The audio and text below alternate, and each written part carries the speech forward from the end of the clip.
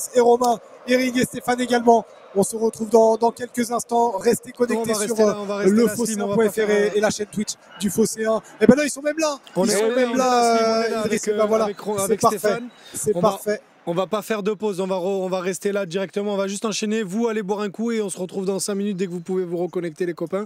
Ok, très bien, on se retrouve tout à l'heure. À tout à l'heure mon Slim et mon Roro. Merci pour ces commentaires les amis, on a lu tous vos commentaires hein, les gars sur la chaîne Twitch du Phocéen. Jade et moi étions vos relais, on a tout vu, on va prendre vos critiques en considération et vous inquiétez pas, on va essayer en tout cas d'améliorer cette nouvelle formule qu'on teste un peu pour les matchs à domicile dans les semaines à venir. Du coup, Stéphane, notre ami ex-supporter déjà et surtout ex-participant de Koh-Lanta et qui est avec nous et qui a vécu le match à mes côtés, comme vous le voyez, on est resté là dans le studio tout le long pour vivre le match ensemble. Et Slim disait une victoire qui fait beaucoup de bien. On a vu le staff s'enlacer vraiment comme célébrer une qualification en coupe. Comment toi tu le vis comment tu vis cette victoire-là au-delà du jeu, juste le fait de prendre les 3 points à domicile pour les 125 ans du club face à Nice? C'est une première victoire à domicile cette année. Après c'est vrai le nul de Reims. Le nul de Reims, donc je pense qu'on est comme vous, on est hyper heureux de cette victoire 2-0 contre Nice dans le derby. Donc je comprends qu'il soit heureux. Après avec les petites mésaventures qu'on a eues avec le carton, tout ça, finir à 10. Donc voilà, je comprends qu'il soit heureux. Et puis, c'est comme je dis, c'est la première victoire au stade, donc qui va en appeler d'autres. J'en suis sûr. Écoute, Stéphane, on est rejoint par l'homme du Phocéen, le présentateur officiel, en tout cas, du Phocéen depuis maintenant un peu plus de 10 ans, Romain Herring, nous rejoint pour cette 3e mi-temps. Bonsoir messieurs.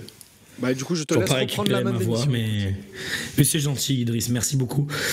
On est dans la 3e mi-temps, j'ai toujours pas de voix, mais c'est pas grave, on est content, ça va. Effectivement, ce carton rouge de Cornelius, vous étiez en train d'en parler. On a plutôt bien géré notre infériorité numérique, même s'il y a eu beaucoup d'occasions. Encore en 2e mi-temps, il va falloir régler des trucs défensifs. Mais match maîtrisé de la part de l'OM. Je sais pas ce que toi tu en as pensé, Idriss, mais dans l'ensemble, même s'il n'y a pas beaucoup d'occasions, c'est pas le meilleur match de la saison, mais voilà. Je crois qu'on est avec Slim aussi, qui est avec nous. Salut Slim. Salut les gars, je vais pouvoir faire la 3e mi-temps avec vous, donc je vais vous accompagner toute cette 3e mi-temps pour débattre avec vous, ça va être sympa. Super, c'était comment alors cette première Ovel? En commentaire, bien sûr. C'est surtout dans le chat qu'il va falloir demander. Nous, on a pris un grand plaisir avec Romain Canuti à faire vivre cette rencontre, d'être au stade. En plus, c'est aussi impressionnant. Tu vois l'ambiance aussi du Vélodrome là, qui était magnifique ce soir. Donc tous les ingrédients étaient réunis. Il y a eu les buts, le but de Luis Enrique qui est absolument magnifique. Là, je le revois en plus à l'image avec l'écran que j'ai à côté de moi. Donc ça a été tous les ingrédients étaient réunis pour vraiment vivre une belle rencontre. Donc moi j'ai pris vraiment un grand plaisir à vivre cette rencontre et j'espère que nos copains sur Twitch ont pris aussi beaucoup de plaisir. Et sur la prestation d'ensemble, t'en as pensé quoi? J'ai plus beaucoup de voix par contre, hein. J'étais très malade là ces derniers jours, j'ai quand même tenu à venir.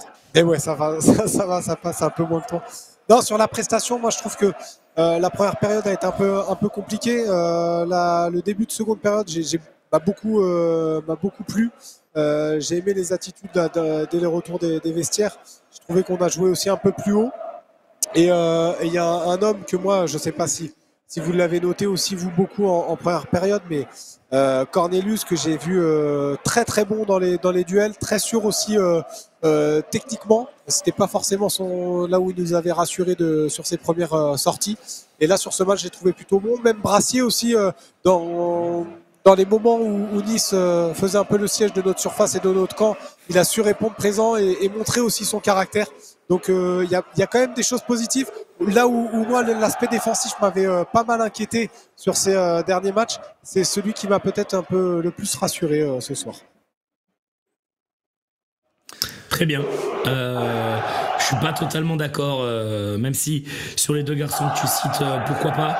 Mais je trouve qu'on a quand même beaucoup souffert, beaucoup de ballons dans le dos avec beaucoup d'occasions pour Guessant notamment.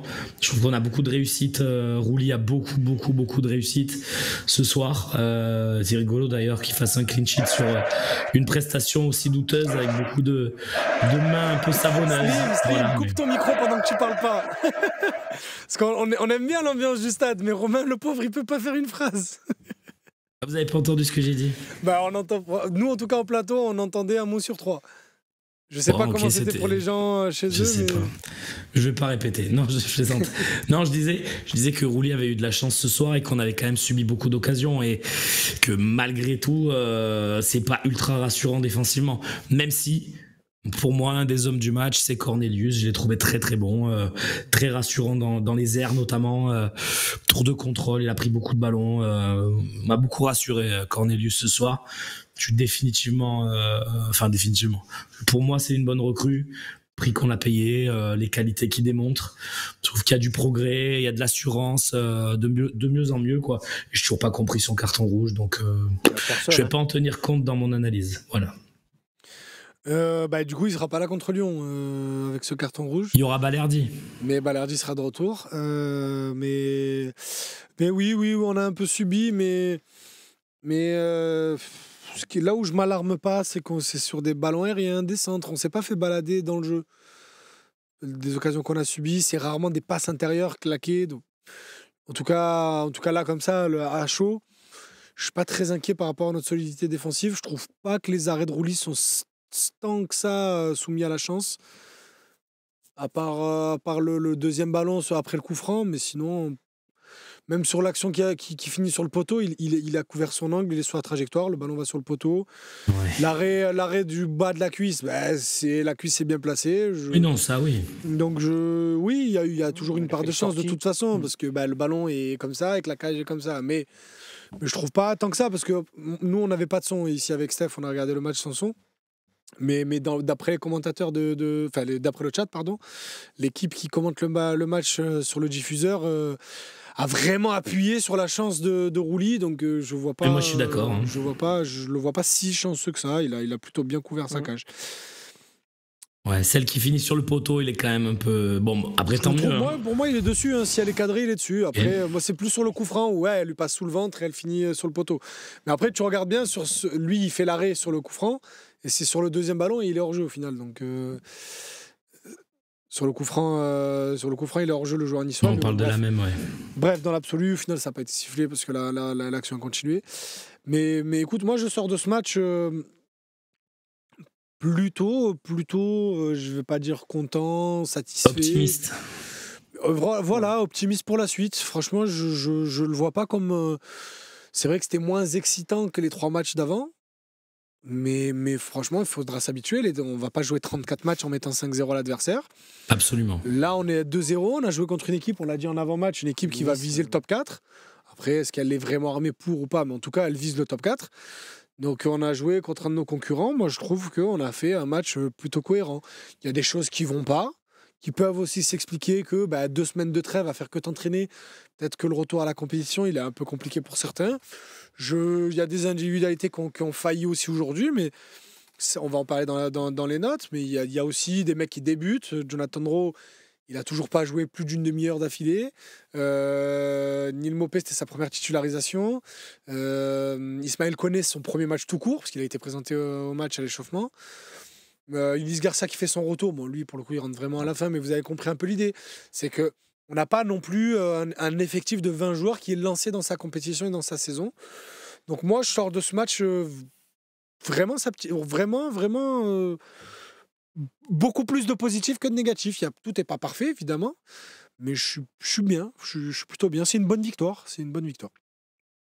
En espérant que Brest fasse quelque chose ce soir et qu'on dorme à la première place. Ah, ça serait pas mal, ça, ouais. Ou au moins à égalité de points. Oui, ouais. Quand je dis faire quelque chose, c'est pas forcément gagner, mais juste ne pas perdre. Ou en blesser un ou deux. C'est pas bien de souhaiter la blessure des gens, mais... Non, Idriss, non. Oui.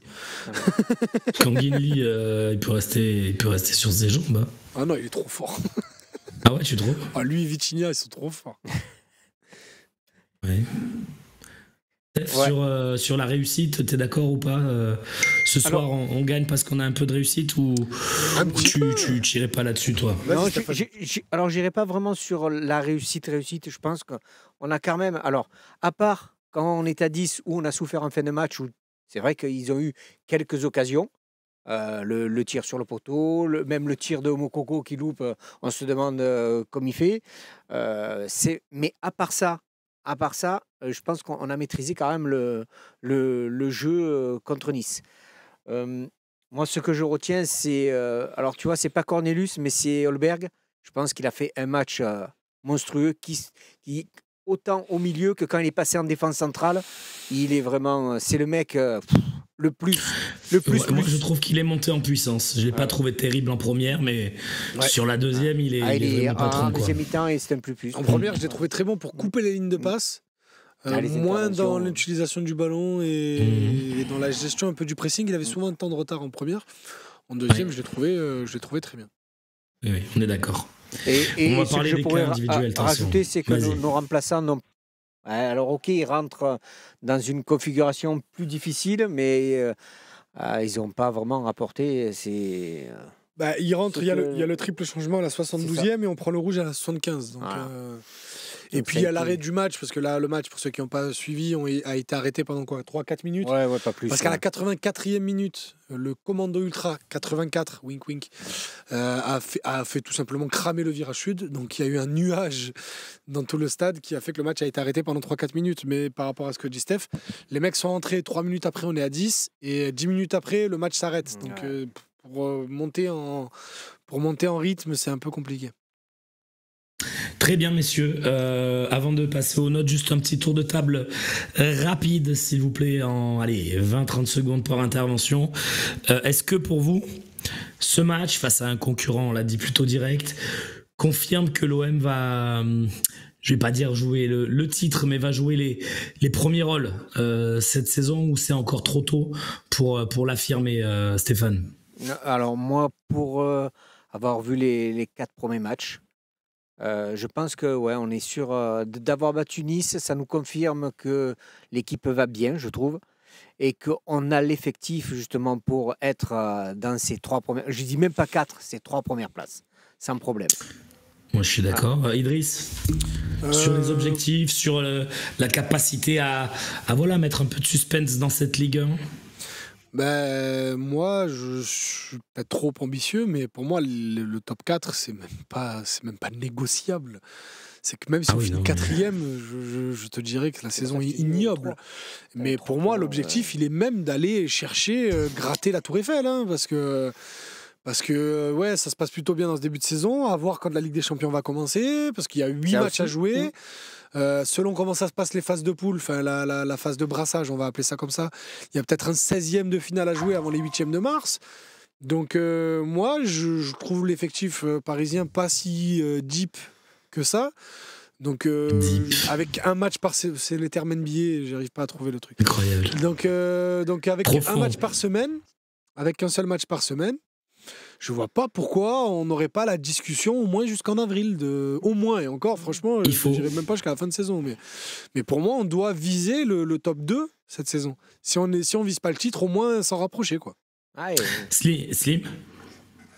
Ouais, non, pour parler de titre, moi, tu sais très bien que je vais pas en parler déjà. J'ai pas parlé de titre, j'ai dit jouer les premiers. Non, je sais, mais parce que le débat au final commence à venir. Non, je pense que c'est encore un peu tôt. Et pareil, si on avait perdu 2 matchs sur nos 4 premiers matchs, j'aurais dit il faut quand même attendre 4 journées. Il faut pas non plus s'enflammer plus outre mesure. Non, là, moi où je suis rassuré, c'est... je me suis assez enflammé pendant le match. C'est bon, là, je peux redescendre un petit peu. Non, mais c'est surtout, moi...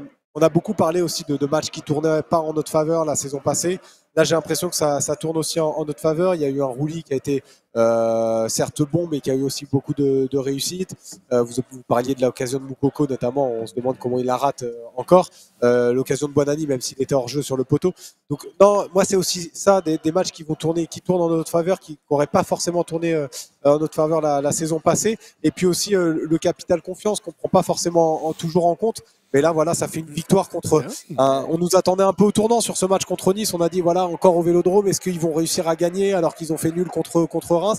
Le match n'est pas abouti en lui-même, on va pas se mentir, il y a encore des choses qui sont à voir. Là, il manquait aussi des joueurs, et là, pendant la trêve, il n'a pas pu travailler avec tout le monde.